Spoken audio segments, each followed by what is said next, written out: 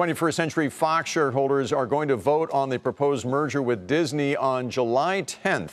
That puts pressure on Comcast to make a formal offer for Fox's assets. That deal and the future of the fast-changing industry was just one of the topics at the Code Conference, which brings together the biggest players in the business. Julia Boorstin is there for us tonight.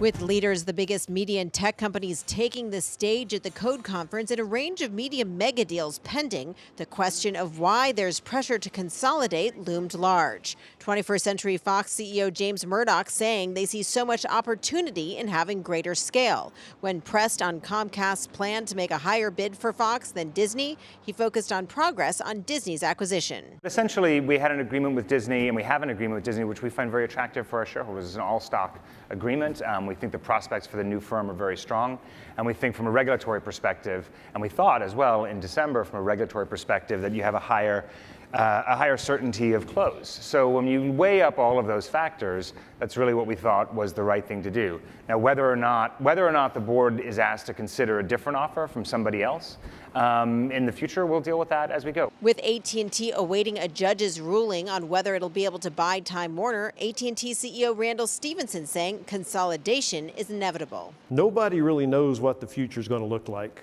5-6 years from now, but I think the bet that most people are making is premium content is going to be very, very relevant 5 or 6 years from now. A lot of bandwidth is going to be required to make all of that happen. And there are going to be new kind of business models surrounding this, particularly as it relates to ad-driven type business models. With AT&T looking to grow as it feels pressure from big tech, one of those big tech companies, Facebook, is feeling the heat here at the Code Conference. Fox CEO James Murdoch criticizing Facebook ads and how it's been used as a platform for manipulation. Snap CEO Evan Spiegel took a dig at Facebook for copying its features, but not for copying its more stringent data protection policies. What they've done is they've changed their products, and I think they actually changed their mission, right? But I think fundamentally, they're having a really hard time changing the DNA of their company. And the DNA of their company is all about having people compete with each other online for attention. Facebook COO Sheryl Sandberg on stage with CTO Mike Schrepfer responding by saying they're taking responsibility and investing big, even though it will hurt their bottom line, to make sure this doesn't happen again. We can get better.